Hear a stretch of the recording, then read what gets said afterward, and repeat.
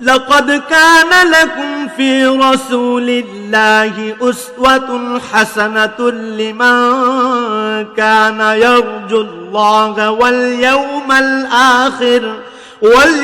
الآخر وذكر الله كثيرا۔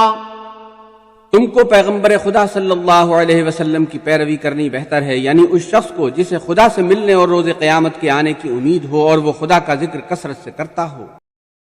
حضرت ابو ہریرہ رضی اللہ عنہ نے بیان کیا کہ نبی کریم صلی اللہ علیہ وسلم نماز میں دعا کرتے تھے کہ اے اللہ، عیاش بن ابی ربیعہ، سلمہ بن ہشام اور ولید بن ولید رضی اللہ عنہم کو نجات دے۔ اے اللہ، بے بس مسلمانوں کو نجات دے۔ اے اللہ، قبیلہ مضر کے لوگوں کو سختی کے ساتھ پیس ڈال اور ان پر ایسی قحط سالی بھیج جیسی حضرت یوسف علیہ السلام کے زمانے میں آئی تھی۔ صحیح بخاری حدیث نمبر 6940۔ حضرت انس رضی اللہ عنہ نے بیان کیا کہ رسول اللہ صلی اللہ علیہ وسلم نے فرمایا، 3 خصوصیتیں ایسی ہیں کہ جس میں پائی جائیں گی وہ ایمان کی شیرینی پالے گا۔ اول یہ کہ اللہ اور اس کے رسول اسے سب سے زیادہ عزیز ہوں۔ دوسرے یہ کہ وہ کسی شخص سے محبت صرف اللہ ہی کے لیے کرے۔ تیسرے یہ کہ اسے کفر کی طرف لوٹ کر جانا اتنا ناگوار ہو جیسے آگ میں پھینک دیا جانا۔ صحیح بخاری حدیث نمبر 6941۔ سعید بن زید رضی اللہ عنہ نے بیان کیا کہ میں نے اپنے آپ کو اس حال میں پایا کہ اسلام لانے کی وجہ سے مکہ معظمہ میں عمر رضی اللہ عنہ نے مجھے باندھ دیا تھا، اور اب جو کچھ تم نے عثمان رضی اللہ عنہ کے ساتھ کیا ہے، اس پر اگر احد پہاڑ ٹکڑے ٹکڑے ہو جائے تو اسے ایسا ہونا ہی چاہیے۔ صحیح بخاری حدیث نمبر 6942۔ قیس نے بیان کیا، ان سے خباب بن عرط رضی اللہ عنہ نے کہا کہ ہم نے رسول اللہ صلی اللہ علیہ وسلم سے اپنا حال زار بیان کیا۔ حضرت صلی اللہ علیہ وسلم اس وقت کعبے کے سائے میں اپنی چادر پر بیٹھے ہوئے تھے۔ ہم نے عرض کیا، کیوں نہیں آپ ہمارے لیے اللہ تعالیٰ سے مدد مانگتے اور اللہ سے دعا کرتے؟ حضرت صلی اللہ علیہ وسلم نے فرمایا، تم سے پہلے بہت سے نبیوں اور ان پر ایمان لانے والوں کا حال یہ ہوا کہ ان میں سے کسی ایک کو پکڑ لیا جاتا اور گڑھا کھود کر اس میں انہیں ڈال دیا جاتا، پھر آرا لایا جاتا تھا اور ان کے سر پر رکھ کر 2 ٹکڑے کر دیے جاتے اور لوہے کے کنگھے ان کے گوشت اور ہڈیوں میں دھسا دیے جاتے، لیکن یہ آزمائشیں بھی انہیں اپنے دین سے نہیں روک سکتی تھیں۔ اللہ کی قسم، اس اسلام کا کام مکمل ہوگا اور ایک سوار صنعاء سے حضرموت تک اکیلا سفر کرے گا اور اسے اللہ کے سوا اور کسی کا خوف نہیں ہوگا، اور بکریوں پر سوا بھیڑیے کے خوف کے اور کسی لوٹ وغیرہ کا کوئی ڈر نہ ہوگا، لیکن تم لوگ جلدی کرتے ہو۔ صحیح بخاری حدیث نمبر 6943۔ حضرت ابو ہریرہ رضی اللہ عنہ نے بیان کیا کہ ہم مسجد میں تھے کہ رسول اللہ صلی اللہ علیہ وسلم ہمارے پاس تشریف لائے اور فرمایا کہ یہودیوں کے پاس چلو۔ ہم حضرت صلی اللہ علیہ وسلم کے ساتھ روانہ ہوئے، اور جب ہم بیت المدارس کے پاس پہنچے تو حضرت صلی اللہ علیہ وسلم نے انہیں آواز دی، اے قوم یہود، اسلام لاؤ، تم محفوظ ہو جاؤ گے۔ یہودیوں نے کہا، ابو القاسم آپ نے پہنچا دیا۔ حضرت صلی اللہ علیہ وسلم نے فرمایا کہ میرا بھی یہی مقصد ہے۔ پھر آپ نے دوبارہ یہی فرمایا اور یہودیوں نے کہا، ابو القاسم آپ نے پہنچا دیا۔ حضرت صلی اللہ علیہ وسلم نے تیسری مرتبہ یہی فرمایا اور پھر فرمایا، تمہیں معلوم ہونا چاہیے کہ زمین اللہ اور اس کے رسول کی ہے، اور میں تمہیں جلا وطن کرتا ہوں۔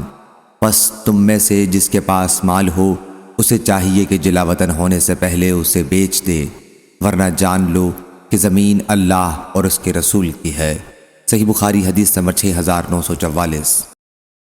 امام مالک نے بیان کیا، ان سے عبد الرحمن بن قاسم نے، ان سے ان کے والد نے، اور ان سے یزید بن حارثہ انصاری کے 2 صاحبزادوں عبد الرحمن اور مجمع نے، اور ان سے خنسہ بنت خزام انصاریہ نے کہ ان کے والد نے ان کی شادی کر دی۔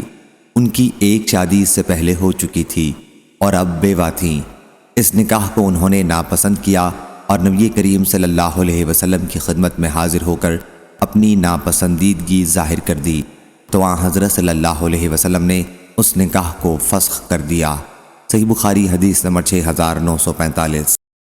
سفیان نے بیان کیا، ان سے ابن جریج نے، ان سے ابن ابی ملیکہ نے، ان سے ابو عمرہ نے جن کا نام ذکوان ہے، اور ان سے حضرت عائشہ رضی اللہ عنہا نے بیان کیا کہ میں نے عرض کیا، یا رسول اللہ صلی اللہ علیہ وسلم، کیا عورتوں سے ان کے نکاح کے سلسلے میں اجازت لی جائے گی؟ حضرت صلی اللہ علیہ وسلم نے فرمایا، ہاں۔ میں نے عرض کیا، لیکن کنواری لڑکی سے اگر اجازت لی جائے گی تو وہ شرم کی وجہ سے چپ سادھ لے گی۔ حضرت صلی اللہ علیہ وسلم نے فرمایا کہ اس کی خاموشی ہی اجازت ہے۔ صحیح بخاری حدیث نمبر 6946۔ حماد بن زید نے بیان کیا، ان سے عمرو بن دینار نے، اور ان سے حضرت جابر رضی اللہ عنہ نے کہ ایک انصاری صحابی نے کسی غلام کو مدبر بنایا اور ان کے پاس اس کے سوا اور کوئی مال نہیں تھا۔ رسول اللہ صلی اللہ علیہ وسلم کو جب اس کی اطلاع ملی تو دریافت فرمایا، اسے مجھ سے کون خریدے گا؟ چنانچہ نعیم بن نحام رضی اللہ عنہ نے 800 درہم میں خرید لیا۔ بیان کیا کہ پھر میں نے حضرت جابر رضی اللہ عنہ سے سنا، انہوں نے بیان کیا کہ وہ ایک قبطی غلام تھا اور پہلے ہی سال مر گیا۔ صحیح بخاری حدیث نمبر 6947۔ عطا ابو الحسن سوائی نے بیان کیا، اور میرا یہی خیال ہے کہ انہوں نے یہ حدیث حضرت ابن عباس رضی اللہ عنہ سے بیان کی۔ سورہ مائدہ کی آیت یا ایھا الذین آمنوا لا یحل لکم ان ترثوا النساء کرہا، بیان کیا کہ جب کوئی شخص زمانہ جاہلیت میں مر جاتا تو اس کے وارث اس کی عورت کے حقدار بنتے۔ اگر ان میں سے کوئی چاہتا تو اس سے شادی کر لیتا، اور اگر چاہتا تو شادی نہ کرتا۔ اس طرح مرنے والے کے وارث اس عورت پر عورت کے وارثوں سے زیادہ حق رکھتے۔ اس پر یہ آیت نازل ہوئی، بیوہ عورت عدت گزارنے کے بعد مختار ہے، وہ جس سے چاہے شادی کرے، اس پر زبردستی کرنا ہرگز جائز نہیں ہے۔ صحیح بخاری حدیث نمبر 6948۔ صفیہ بنت ابی عبید نے خبر دی کہ حکومت کے غلاموں میں سے ایک نے حصہ خمس کی ایک باندی سے صحبت کر لی اور اس کے ساتھ زبردستی کر کے اس کی بکارت توڑ دی، تو حضرت عمر رضی اللہ عنہ نے غلام پر حد جاری کرائی اور اسے شہر بدر بھی کر دیا، لیکن باندی پر حد نہیں جاری کی کیونکہ غلام نے اس کے ساتھ زبردستی کی تھی۔ زہری نے ایسی کنواری باندی کے متعلق کہا جس کے ساتھ کسی آزاد نے ہم بستری کر لی ہو کہ حاکم کنواری باندی میں اس کی وجہ سے اس شخص سے اتنے دام بھر لے جتنے بکارت جاتے رہنے کی وجہ سے اس کے دام کم ہو گئے ہیں، اور اس کو کوڑے بھی لگائے۔ اگر آزاد مرد طیبہ لونڈی سے زنا کرے تب خریدے۔ اماموں نے یہ حکم نہیں دیا ہے کہ اس کو کچھ مالی تاوان دینا پڑے گا، بلکہ صرف حد لگائی جائے گی۔ صحیح بخاری حدیث نمبر 6949۔ حضرت ابو ہریرہ رضی اللہ عنہ نے بیان کیا کہ رسول اللہ صلی اللہ علیہ وسلم نے فرمایا، ابراہیم علیہ السلام نے سارہ علیہ السلام کو ساتھ لے کر ہجرت کی تو ایک ایسی بستی میں پہنچے جس میں بادشاہوں میں سے ایک بادشاہ یا ظالموں میں سے ایک ظالم رہتا تھا۔ اس ظالم نے ابراہیم علیہ السلام کے پاس یہ حکم بھیجا کہ سارہ علیہ السلام کو اس کے پاس بھیجیں۔ آپ نے سارہ کو اس کے پاس بھیج دیا۔ وہ ظالم ان کے پاس آیا تو وہ وضو کر کے نماز پڑھ رہی تھیں۔ انہوں نے دعا کی کہ اے اللہ، اگر میں تجھ پر اور تیرے رسول پر ایمان رکھتی ہوں تو تو مجھ پر کافر کو نہ مسلط کر۔ پھر ایسا ہوا کہ وہ کمبخت بادشاہ اچانک خراٹے لینے اور گر کر پاؤں ہلانے لگا۔ صحیح بخاری حدیث نمبر 6950۔ حضرت عبداللہ بن عمر رضی اللہ عنہ نے خبر دی کہ رسول اللہ صلی اللہ علیہ وسلم نے فرمایا، مسلمان مسلمان کا بھائی ہے، نہ اس پر ظلم کرے اور نہ اسے کسی ظالم کے سپرد کرے، اور جو شخص اپنے کسی بھائی کی ضرورت پوری کرنے میں لگا ہوگا اللہ تعالیٰ اس کی ضرورت اور حاجت پوری کرے گا۔ صحیح بخاری حدیث نمبر 6951۔ حضرت انس رضی اللہ عنہ نے بیان کیا کہ رسول اللہ صلی اللہ علیہ وسلم نے فرمایا، اپنے بھائی کی مدد کرو خواہ وہ ظالم ہو یا مظلوم۔